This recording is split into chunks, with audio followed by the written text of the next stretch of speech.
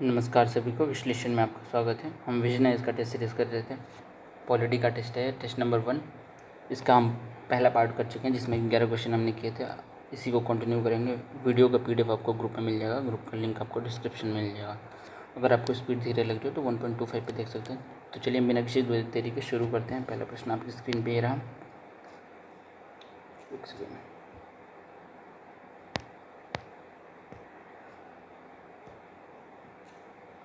Consider the following statements with respect to the central bureau of investigation CBI को भी एक बहुत popular case अभी ट्रांसफ़र भी हुआ है रिसेंट में, कोलकाता वाला case. It derives the power from the Delhi special police establishment act 1946। बिल्कुल ठीक है ये।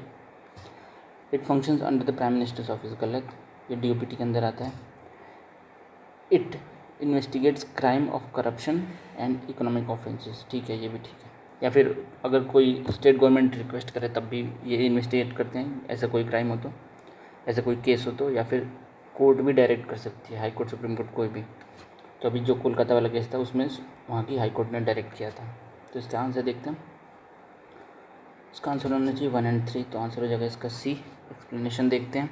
इसका आंसर 12th का C है। ठीक है।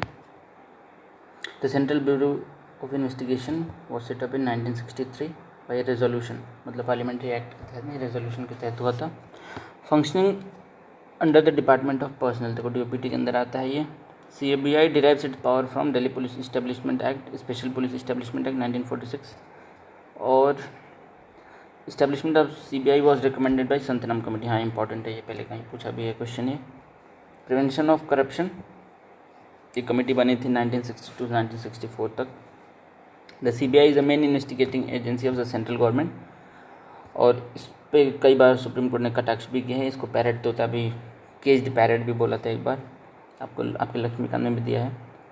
It also provides assistance to the CVC and Lokpal, अगर उनको आवश्यकता होती है तो भी ये मदद करते हैं। There is a difference between the nature of the cases investigated by the NIA ज़्यादातर टेरर वाले मामले देखती है या सिक्योरिटी वाले, और बाकी CBI बाकी जो बचते हैं मोस्टली इकोनॉमिक और करप्शन वाले cases like corruption, economic crisis, offences, serious and organised crime other than terrorism. ठीक है, अगले प्रश्न पे चलते हैं। In the context of Akash NG new generation missile consider the following statement. Akash NG is a surface to air, ये current affair से question है। Is a surface to air missile. हाँ ठीक है, सरफेस टू एयर ही था, ये भी रिसेंटली न्यूज़ में था, ये नए साल के आसपास में। The missile system is equipped with ramjet engine. Ramjet engine नहीं, इसका इससे एडवांस्ड है। रैमजेट इंजन 3 टाइप के इंजन होते हैं बेसिकली, उसमें से रैमजेट इंजन मतलब ये होता है ना कि वो हवा के प्रेशर से ही, जो स्पीड से चलता है वो मिसाइल, उसी से वो अपना इंजन कंबशन करता है, अलग से नहीं कुछ यूज़ करता है। It is indigenously designed and developed solely by the defence and research development organisation. DRDO अकेले नहीं किया था, ये जॉइंट वेंचर था। तो आपका ये तो गलत हो जाता है, और ये भी गलत ही है, रैमजेट इंजन नहीं है इसमें। The missile system can be launched from both stationary and mobile platforms. हाँ ये ठीक है, इसका डेमोन्स्ट्रेशन भी किया था वहाँ पे उड़ीसा में जो आइलैंड है। तो इसका 1 और 4 आंसर होगा। अच्छा ऐसा है तो इसका आंसर B होगा फिर, 2 ओनली। 13th का B, 13th का भी ठीक है। DRDO ने अभी लॉन्च किया है ये आकाश NG मिसाइल 12 जनवरी के आसपास। देखो मैंने करंट अफेयर में बताया था, ये करंट का क्वेश्चन है। इस पे इस बार डिफेंस से क्वेश्चन आया भी था, जैसे कि राफेल आपका 5th जनरेशन वो है कि नहीं, प्लेन है कि नहीं, फाइटर एयरक्राफ्ट है कि नहीं, तो वो 4.5 है। तो ऐसे क्वेश्चन आते हैं। अगला ऑप्शन अगला स्टेटमेंट पढ़ते हैं हम। The Akash NG is the major advance improvement. ठीक है, ये सब तो बहुत ही स्पेसिफिक है। 350 किलोग्राम फॉर, इसमें रैमजेट वाला देखो इसमें क्या दिया है। It surpasses the Akash by achieving high altitude ceiling of over 20 kilometre, notable improvement from Akash limit along with an extended range beyond 25 kilometers. It had 2 pulse solid rocket motor that replaces the old ramjet on the legacy Akash missile. Akash new generation, abbreviated as Akash NG, is a medium range mobile surface to air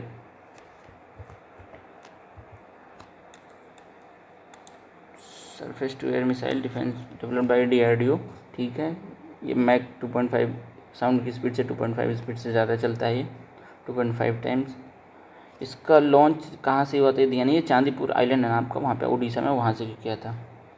इस पर question भी पूछा था चांदीपुर में पहले UPSC में कि कहाँ पे सी 4 किलोमीटर रिसीड कर जाता है फिर वापस आ जाता है, किसी प्रीवियस में पूछा है। अगले प्रश्न पे हम चलते हैं। Question number 14, consider the following pairs, कौन चेयरपर्सन होता है इन बॉडीज़ का? State disaster management authority, chief minister, ठीक है। नीति आयोग के प्राइम मिनिस्टर होते हैं, ये भी ठीक है। NDA में नेशनल डिज़ास्टर मैनेजमेंट के यूनियन होम मिनिस्टर नहीं, इसके भी प्राइम मिनिस्टर ही होते हैं। तो आपका तीसरा ऑप्शन गलत है, तो आंसर 2 ओनली हो जाएगा। एक्सप्लेनेशन देखते इसका हम, ये बहुत ज़्यादा इसमें देखने का है नहीं। सुनामी 2004 के बाद से NDA में डिज़ास्टर मैनेजमेंट एक्ट के तहत NDA में बनाया था भारत सरकार ने। उसी के टाइम पे क्वाड का भी जन्म हुआ था, मतलब थोड़ा थोड़ा क्वाड आगे बढ़ा था। जो क्वाड भी है ना, क्वाड्रिलेटरल डायलॉग, जो भी ऑस्ट्रेलिया, जापान और US के साथ में होता है। NDA में consist chairperson and other members not exceeding 9, 9 लोग से अधिक ज़्यादा नहीं होते हैं। प्राइम मिनिस्टर इसके एक्स ऑफिसर चेयरपर्सन होते हैं NDA में के, ठीक है। और बाकी कॉन्स्टिट्यूंट कौन कौन है? The other member nominated by the chairperson of the NDA में जिसको नॉमिनेट करें वो designated one of the members a chairperson. तो vice chairperson of the has the status of cabinet minister while other members have the status of a minister of state. बाकी 9 members में से मतलब cabinet rank मानी जाएगी जो vice chairman होंगे, chairperson होंगे, और बाकी लोग मिनिस्टर ऑफ स्टेट के हैसियत से होंगे, उनके लेवल का होगा वो। एवरी स्टेट और उसी के सिमिलर पैटर्न पे SDA में स्थापित होता है हर राज्य में, ठीक है। नीति आयोग का हमने पिछले वाले चैप्टर में भी किया, पिछले वाले में भी था शायद नीति आयोग का क्वेश्चन। नीति आयोग तो हमने अलग से ही लेक्चर बनाया, आप देख सकते हैं प्लेलिस्ट में जाके चैनल के। नीति आयोग फाइनेंस कमीशन ने एक लेक्चर में डिस्कस किया हुआ है अच्छे से। तो फाइनेंस इसके भी चेयरपर्सन होते prime minister of India. Governing council में सभी राज्यों के मुख्यमंत्री, लेफ्टिनेंट गवर्नर और बाकी जहाँ पे नहीं है यूनियन टेरिटरी है वहाँ के गवर्नर, वो लोग होते हैं। इसके फुल टाइम ऑर्गेनाइजेशन फ्रेमवर्क है इसका। वाइस चेयरपर्सन प्रधानमंत्री नियुक्त करते हैं, जो कि कैबिनेट रैंक के अभी फ़िलहाल में स्वामी कोई अभी जल्दी चेंज हुए इसके वाइस चेयरपर्सन। तो ठीक है, आगे अगले प्रश्न देखते हैं। Question number 15, how many of the following supreme court cases are related to disputes conflicts between fundamental rights and DPSP? IR Coelho case, आयर कोलो आपका वो नहीं था, ये 9th शेड्यूल वाला केस है, तो ये नहीं है।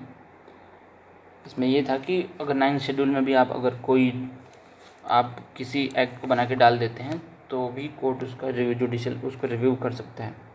गोलकनाथ केस आपका फंडामेंटल राइट से रिलेटेड है, तो आपका ये एक तो हो गया। मेनका गांधी वाला नहीं है, इसमें ड्यू प्रोसेस ऑफ लॉ वाला को फॉलो करने के लिए था। और मिनर्वा मिल भी आपका फंडामेंटल राइट से रिलेटेड तो है। क्या पूछा है? Related to disputes. अच्छा, ये डिस्प्यूट गोलकनाथ वाला नहीं है, मिनर्वा मिल वाले में डिस्प्यूट था कि DPSP बड़ा है कि फंडामेंटल राइट्स। तो कुछ फंडामेंटल राइट्स और DPSP को फंडामेंटल राइट से ऊपर रखा था कोर्ट ने, आर्टिकल 31BC है शायद। तो 15th का आंसर ए हो जाएगा आपका, ओनली 1। ये फंडामेंटल राइट से रिलेटेड तो है लेकिन DPSP के साथ वो उनका कंपटीशन में नहीं है। क्वेश्चन में पूछा डिस्प्यूट कॉन्फ्लिक्ट्स, इसलिए आपका B वाला नहीं तो वाला 2। अगर फंडामेंटल राइट पूछता तो 2 और 4 होता। ये डिस्प्यूट पूछा इसलिए आंसर इसका ए होना चाहिए। तो इसका आंसर है 15th का ए, ठीक है, 15th का ए सही है। चंपक दोईराजन केस 1951, इसमें मेंशन नहीं किया लेकिन इसमें बता दिया है अच्छे से, पूरा देख लेते हैं क्या दिया। In this case supreme court rule that the any case of any in case of any conflict between fundamental rights and DPSPs, इसमें फंडामेंटल राइट प्रिवेल करेगा। 1951 में बोला, फिर ठीक है ना। गोलकनाथ केस में क्या बोला 1967 में कि supreme court parliament can't take away और abridge any of the fundamental right that are sacrosanct in nature, मतलब जो सैक्रोसेंट नेचर है उसको नहीं छू सकती है पार्लियामेंट। उसके बाद 24th अमेंडमेंट एक्ट आया, 25th आया, उसके बाद आर्टिकल 31C ऐड किया गया, क्योंकि उसके पहले वो भी था ना, आर्टिकल राइट टू प्रॉपर्टी भी फंडामेंटल राइट था। केशवानंद भारती केस 1973 बहुत ही लैंडमार्क केस है। In this case, Supreme Court declared that the second provision of the Article 31C as unconstitutional and invalid on the ground of the judicial review is basic feature of the Constitution. मतलब judicial review basic feature है Constitution का। इसको आप वो schedule इधर उधर 9 में डाल के उसको बचा नहीं सकते हैं. This led to the enactment of the 42nd amendment act which gave to the legal supremacy and supremacy to the DPSP over fundamental rights conferred by the article 14, 19 and 21. मतलब कुछ DPSP ऊपर होंगे आपके 14, 19 और 21 से. Minerva mill case 1980. In this case supreme court held the primacy of DPSP over fundamental right. देखो यहाँ पे भी DPSP को फंडामेंटल राइट के ऊपर रखा है. Conferred by the article 14 and 19. ये आर्टिकल फ्रीडम, इक्वलिटी और एक्सप्रेशन, राइट टू स्पीच वाला आर्टिकल है. As subordinate to the DPSP specified under article 39B. The present position is that fundamental rights enjoy supremacy over. ये important है, DPSP के ऊपर ये रहता है. लेकिन Parliament can amend the fundamental right for implementing DPSP so as long as it doesn't destroy the basic feature of the Constitution. Maneka Gandhi case ये due process वाला केस है. It deals with the right guaranteed under article 21, right to life वाला है article 21. Prior to this there was procedure prescribed by law which was replaced by the due process of law. इसके बाद से हो गया था with respect to the article 21 of the constitution. I R Coelho case ये सबसे पहले हमने देखा था, वही शेड्यूल 9 वाला. इसमें आप डाल के बच नहीं सकते हैं कि कोई एक्ट बनाओ शेड्यूल 9 में डाल दो, बोल दो कि सुप्रीम कोर्ट इसको रिव्यू नहीं कर सकता. सुप्रीम कोर्ट ने बोला कि अगर केशवानंद भारती के बाद जो भी केसेस आएंगे, एक्ट आएंगे, सबका रिव्यू होगा अगर बेसिक फीचर को कोई समस्या होती है तो. अगले प्रश्न पर हम चलते हैं. अगला प्रश्न आपका question number 16. With reference to the president's rule in a state, consider the following statement. Consider the following: reduction of powers of the concerned high court. President's rule in a state. Consider the following: reduction of power of the concerned state high court. Present rule के time पे state high court का power कैसे कम होगा ना, ये तो नहीं लगता मुझे. Dismissal of the state council of minister. Council of minister dismiss होता है, असेंबली नहीं होती है, तो इसको सही लेके चलते हैं.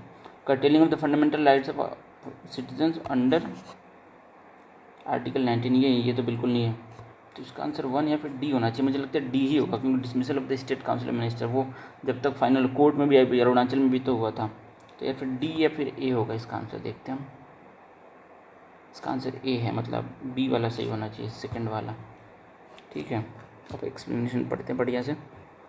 Article 355 imposes a duty on the center to ensure that the government of every state is carried on accordance with the provision of the constitution. और आर्टिकल 356 लगा देते हैं प्रेसिडेंट रूल जिसको कहते हैं, जिसके भी मांग बहुत ज़्यादा हो रही है वेस्ट बंगाल के लिए, क्योंकि वहाँ पे बोल रहे हैं कि लॉ एंड ऑर्डर फेल हो चुका है बिल्कुल. The president acquires the following extraordinary power when the president rule is imposed in the state. He can take up the fund. कौन सा गलत है पहले हम देख लें. पहला statement, is the first statement. देखो पहला तो मिल नहीं रहा है. देखो सेकंड वाला सही है, सेकंड ऑप्शन इज़ करेक्ट. ठीक है, तो ये वाला हमने सही किया था, वो सही है. और तीसरा आपका गलत है, तो ये भी ठीक है. और पहला इज़ नॉट करेक्ट, ये भी ठीक है. अब देख लेते हैं, हम पढ़ लेते हैं. ये सब तो हम पता है कि स्टेट का सारा फंक्शन प्रेसिडेंट के पास आ जाता है, जो कि इनडायरेक्टली पार्लियामेंट करती है. You can declare power that the state legislature has to be exercise by the parliament. ठीक है, ये सब कहानी पता है हमें. Therefore, when the president rule is imposed in the state, the president dismisses the state council of the minister headed by the chief minister. The state governor, on behalf of the president, carries on the state administration with the help of chief secretary. मतलब सारे काम governor करेगा, chief secretary से. Bureaucracy तो वही रहेगी. President rule does not affect the fundamental right of the citizen. वो emergency के टाइम पे होता है, नेशनल इमरजेंसी जब लगती है तब. It should be noted that the president cannot assume to the power himself the power vested in the concerned state. Constitutional position, status and power in the function of the concerned state. High court remains the same. High court के साथ कोई छेड़छाड़ नहीं, वो तो बिल्कुल ही अलग ही मामला है ना. अगले प्रश्न पे हम चलते हैं. Question number 17. How many of the following options the president has with regard to the constitutional amendment bill passed by the both house of the parliament. Constitutional amendment bill, देखो इसको सेपरेट दोनों हाउस से पास करा सकते हैं, इसके लिए joint sitting नहीं बुला सकते, पहली बात है. तो अब देखते हैं. He can withhold the assent of the bill. हाँ ठीक है. He can return the bill for reconsideration. इसमें रिकन्सिडरेशन नहीं होता है क्योंकि वो तो पहले ही उसकी अनुमति से ही होता है, मतलब राष्ट्रपति की अनुमति से ही ले आते हैं कॉन्स्टिट्यूशनल अमेंडमेंट बिल, तो इसमें तो रिटर्न करने का सवाल नहीं है। He gives assent to the bill, how many of the following option has regard, he gives assent to the bill, ये भी होना चाहिए। इसका आंसर देखते हैं हम। He gives assent to the bill, how many of the following option president has with regard to the constitutional amendment bill passed by both house of the parliament. दोनों house से पास हो गए तो accent भी दे सकते हैं, तो इसका 1 और 3 होना चाहिए आंसर। देखते हैं, इसका आंसर दे रखा है ए, मतलब 1 ओनली। कौन सा गलत है फिर? 1 and 2 are not correct. He can withhold, अच्छा विद होल्ड नहीं कर सकते, इसको पास करना ही पड़ेगा क्योंकि पहले ही पूछ के गया होता है, राष्ट्रपति से पूछने के बाद ही तो कॉन्स्टिट्यूशन में। देखो वही सेंस हमने लगाया था सेकंड में, पहले वाले में नहीं लगा, वही सेम बात होनी चाहिए। तो तीसरा इसका सही होगा, मतलब कि ओनली 1 ऑप्शन, बाकी 2 गलत हैं। पढ़ लेते हैं। After duly pass by the both of the parliament रatified by the state legislature when necessary, the bill is presented to the president for assent. President must give his assent to the bill. He can neither withhold his assent to the bill nor return the bill for reconsideration. The 24th Constitutional Amendment Act of 1971 made it obligatory for the president to give his assent to the bill. Constitutional Amendment Bill, मतलब इसमें देना ही है आपको अनुमति, कोई veto इस्तेमाल नहीं होगा इसमें। अगले प्रश्न पे चलते हैं हम। Consider the following, which of the following has defined what constitutes the doctrine of basic structure parliament. तो सिंपल सा सवाल है। एक सेकेंड, क्या पूछा है इसमें? Which of the following has defined the what constitutes, अच्छा what constitute the basic structure, ये तो किसी ने भी डिफाइन नहीं किया है। नन ऑफ द, इसका आंसर होगा डी, क्योंकि पार्लियामेंट तो कोई एग्जॉस्टिव लिस्ट तो किसी बनाया नहीं है, सुप्रीम कोर्ट हमेशा इसको बढ़ाते रहता है। कॉन्स्टिट्यूशन ऑफ इंडिया में तो बिल्कुल इसका कोई लेख ही नहीं है, तो कृष्णन भारती के बाद आया था, मैंने कुछ और पढ़ लिया था, तो पार्लियामेंट मैंने बोल दिया था। ठीक है, इसका एक्सप्लेनेशन देख लेते हैं। वैसे इसका एक्सप्लेनेशन देखने की कोई ज़रूरत नहीं है, कहीं पे भी डॉक्ट्रिन ऑफ बेसिक स्ट्रक्चर का कोई वो कहीं डेफिनेशन नहीं है। सुप्रीम कोर्ट ने केसेस में ईजाद किया है, मेनली फंडामेंटल राइट उस वाले में, क्या नाम, केशवानंद भारती में, उसके बाद से इवोल्यूशन होता रहा है इसका समय समय पे हमेशा। यहाँ पे देख लेते हैं सीधे पॉइंट के बाद। The present position is that the parliament under the article 368 can amend any part of the constitution including the fundamental right but without affecting the basic structure of the constitution. However the supreme court has is it to define और clarify what constitute the basic structure of the constitution. तो किसी को नहीं पता है क्या है basic structure. ठीक है, अगले प्रश्न पे चलते हैं। Which of the following functions are performed by the National Commission of Scheduled Caste to investigate all matter relating to the legal safeguard for the SCs? ठीक है, to provide safeguard against the exploitation of the Anglo-Indian community। Anglo-Indian community का NCSC से क्या लेना देना, नहीं होना चाहिए। To report to the president on the working of constitutional safeguard provide for CSC, ये ठीक है। इसका आंसर पहला और तीसरा, 1, 2 and 3, 1 and 2, 2 and 3, 1 and 3, इसका आंसर सी होना चाहिए मुझे लगता है। इसका आंसर डी दे रखा है। वैसे एंग्लो इंडियंस का भी देखता है शेड्यूल कास्ट, ये तो मुझे नहीं पता था भाई। 19th का डी देखते हैं। National Commission for Scheduled Caste is a constitutional body in the sense that it is directly established by the Article 338 of the Constitution. इनका काम क्या है? To investigate and monitor all matters relating to the constitutional and other legal safeguards for the SCs and to evaluate their work, to inquire into specific complaints with respect to the deprivation of the rights and safeguards the SCs,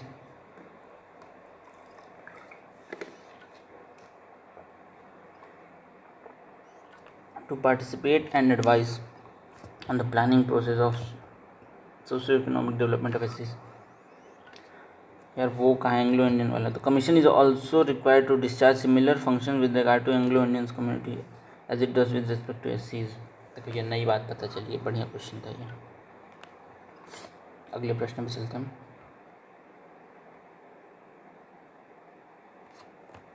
It separated for the first time the legislature and executive function of the governor general council. ठीक है, ये वो government of India act जो आते थे, council act, उससे related है. Executive function और लेजिस्लेटिव फंक्शन को सेपरेट किया. In other words it established separate governor general legislative council which came to be known as I Indian central legislative council. ठीक है, बाद में जो कि हमारा पार्लियामेंट बनी वही बिल्डिंग काम करती है, अभी भी कर रही थी पिछले साल तक, अब तो नहीं बन गई है. The legislative wing of the council function as a mini parliament adopting the same procedure the British parliament. ये चार्टर एक्ट 1853 की बात हो रही है. 1858 में तो क्राउन ने ओवरटेक कर लिया था, ये है ही नहीं, ये तो काफ़ी पहले 1861 में 1861 ब्रिटिश इंडिया नहीं है, 1861 नहीं, इसका 1853 होगा, क्योंकि उसके एग्जैक्ट पहले का ही बात है ये. जो 1857 वाली क्रांति हुई थी उसके पहले की बात है, बाद की बात नहीं है. The government of India act 19 नहीं, तो बिल्कुल नहीं है, इसमें तो सेपरेट इलेक्टोरेट और ये सब चल रहा था इधर. अरे ये वो वाला है, मॉर्लेमेंटो रिफॉर्म्स था एक, और ये मोंटेगू चेम्सफोर्ड रिफॉर्म था. तो मॉर्लेमेंटो वाला, ये मोंटेगू चेम्सफोर्ड वाला, मॉर्लेमेंटो तो 1909 वाला था. ठीक है, देखते हैं इसका explanation. Chartered act 1853. This was last of the series of the Chartered Act passed by the British Parliament between 1793 and 1853. हर 20-20 साल में आते थे ना इनके. Feature of the Act: separation of the legislative and executive function. It separated for the first time legislative and executive function of the Governor General's Council. It provided for the addition of 6 new chambers of called Legislative Council. 6 new members called legislative councillors to the council. ठीक है. Introduction of the local representation of the Indian Central and Legislative Council. 4 of the 6 new legislative members appointed by local provincial governments Madras, Bombay, Bengal and Agra. Open competition for civil servants. यहाँ पे open कर दिया सबके लिए. इसके बाद से भारत में भी एग्ज़ाम होने लगे थे, उसके पहले केवल लंदन में ही होते थे. Extension of company's rule. Company was allowed to retain position of Indian territories on trust of the British crown. No specified period indicating termination of the company's rule at parliament description. Local representation in the legislative council. Introduction of local representation. 4 of the 6 new legislative council, जो हमने ऊपर पढ़ा वही same चीज़ repeat हो रही है. अगले प्रश्न पे चलते हैं. चार्टर एक्ट 1853 की बात है ये, रिवोल्ट ऑफ 1857 से एग्जैक्ट पहले की. ठीक है, अगले प्रश्न पे चलते हैं. Question number 21. Which of the following statement best describe the relation between liberty and equality. ये हमारे प्रेम्बल में भी है, जो कि फ्रांस से लिया हमने. लिबर्टी और इक्वालिटी में क्या संबंध है? ठीक है. Without equality liberty would produce the supremacy of few over many. Equality नहीं होगी तो लिबर्टी अगर होगी तो सुप्रीमेसी हो जाएगी, बोल होगी. हाँ, बात ठीक है, देखते हैं आगे. लेकिन equality is a hindrance to liberty. Equality is a hindrance to liberty नहीं, ये तो इतना सही नहीं लग रहा है. Liberty and equality are mutually exclusive. Liberty and equality are mutually exclusive. One cannot coexist with the other. नहीं, ये गलत है, तो बिल्कुल गलत है. एग्जिस्ट कर सकते हैं. Equality is only necessary for the privileged few, whereas liberty benefits everyone. Equality is not necessary, only necessary for the few. सबके लिए इक्वलिटी होनी चाहिए, ये भी गलत है. अब ये दोनों में फंस रहा है थोड़ा. Equality is hindrance to the liberty, नहीं ये भी नहीं, यही होगा इसका आंसर, क्योंकि ये बिल्कुल क्लियर स्पष्ट है, तो इसमें कोई दो राय नहीं है. 21 का आंसर यही दे भी रखा है. ठीक है. Without equality liberty would produce supremacy of the few. अगर बहुत कुछ लोग को आज़ादी है लेकिन सब लोग बराबर नहीं हैं, तो जिनको आज़ादी है और जो बराबर नहीं है, मतलब कि जो आगे हैं, तो वो तो दूसरे लोगों पे सुप्रीमेसी स्थापित कर देंगे. ऑब्वियस बात है. Doctor Ambedkar in his speech in the constituent assembly emphasized that the interdependence of the liberty and equality. He stated without equality liberty would produce the supremacy of the few over the many. This implies that the functioning of just democracy, liberty and equality are intertwined. आपस में बंधे हुए हैं. And one cannot be diverse from the other. Liberty and equality are foundational principles of democratic society. Liberty refers to the individual freedom, while equality emphasizes fairness. Liberty तो एक मात्र व्यक्ति से संबंधित है, लेकिन ये फेयरनेस से संबंधित है, equality and justice in the distribution of resources and opportunity. Doctor Ambedkar statement underscores the essential connection between these two principles. In a democratic framework, liberty without equality would lead to the concentration of power in the hands of few, resulting in the supremacy of the privileged minority over majority. Without a commitment to equality, इसका example आप पाकिस्तान में देख सकते हैं, जैसे कि वहाँ पे कुछ लोगों के पास ज़्यादा पावर, जैसे कि आर्मी है और उनकी लीड क्लास है, तो उनके पास सुप्रीमेसी है मेजॉरिटी के ऊपर, क्योंकि इक्वलिटी तो कहीं से नहीं है, तो इसलिए उनके पास शक्तियाँ होती हैं ज़्यादातर, वहाँ पे एलीट क्लास है पाकिस्तान में. Without a commitment to equality, ideal of democracy might be compromised. Equal distribution of resources can undermine the core values of justice and fairness. It suggests that liberty and equality are not conflicting but complementary. मतलब liberty equality आपस में complementary हैं, conflicting नहीं है. And for the democracy to thrive both principles must coexist to prevent the concentration of power and ensure a just and inclusive society. अगले प्रश्न पे हम चलते हैं.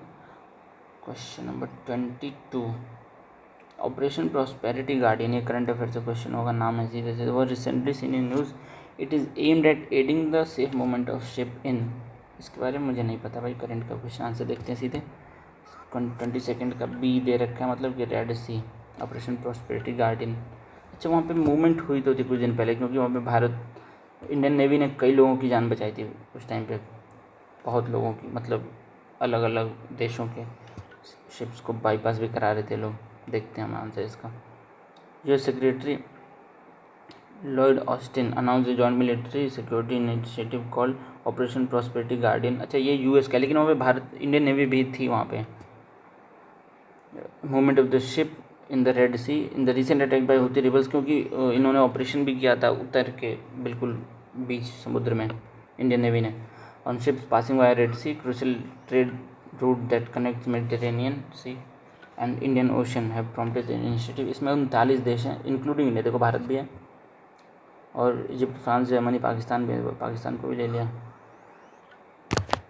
और the United kingdom, United states, Yemen. Operation prosperity guardian will be coordinated by the command task force 153. ठीक है, ये डिटेल हमें नहीं जानने की ज़रूरत नहीं. अगले प्रश्न पे चलते हैं. थोड़ा मैं पानी पी लूँ.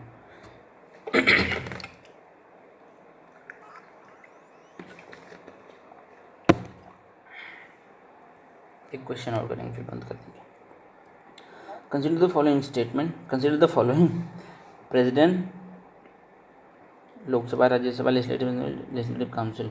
How many of the above are compulsorily involve in all constitutional amendment. बिल्कुल होते ही होते हैं, मतलब लोकसभा तो होती ही है, राज्यसभा होती ही है, और लेजिस्लेटिव असेंबलीज का परमिशन भी लेना ही होता है. लेकिन सबका तो नहीं, हाफ का लेना होता है, लेकिन लेना तो होता है. तो ठीक है, ये भी ले सकते हैं. प्रेसिडेंट से पूछना ही होता है. तो 1 2 3 4 आंसर है. इसका आंसर बी है. आंसर कंपल्सरी असेंबली को नहीं ले रहा है, मतलब इसका आंसर देखो बी दे रखा है, मतलब ओनली 3. ठीक है, देखते हैं किसको नहीं लिया है. Simple majority of the parliament, special majority of the parliament, special majority of the parliament, ratification half of the states. तो किसको नहीं लिया है वो देखना है हमें. Those provisions of the Constitution related to the federal structure of the polity can be amended by the special majority of the Parliament and also with the consent of the half of the state legislature by simple majority. If some or other remaining states take no action on the bill, it does not matter. तो मतलब अगर कुछ राज्य नहीं भी लेते हैं तो उनके तो असेंबली में नहीं जा रहे, तो कंपल्सरीली पूछा है ना, इसलिए इसने चौथे को एक्सपेल कर दिया. इसमें देखते हैं तो किसको हटाया, वो तो दिखा नहीं रहा है. Like any bill duly of the ratified by the state legislature, extent of the bill, he can neither president also has a compulsory role in the passage. यार असेंबली का दिखाओ. State legislative assemblies and council are not compulsorily. देखो इसी को निकाले, assembly को ही. ठीक है, तो यहाँ पे इसको रहने देते हैं. बाकी अगले सेशन में इसको कंटिन्यू करेंगे. कौन सा क्वेश्चन नंबर 25 तक हो गया ना, 23 तक हो गया हमारा. क्वेश्चन नंबर 24 से अगले सेशन में कंटिन्यू करेंगे. बाकी देखने के लिए थैंक यू. सही लगा तो लाइक शेयर सब्सक्राइब कर लेना। Thank you very much for watching.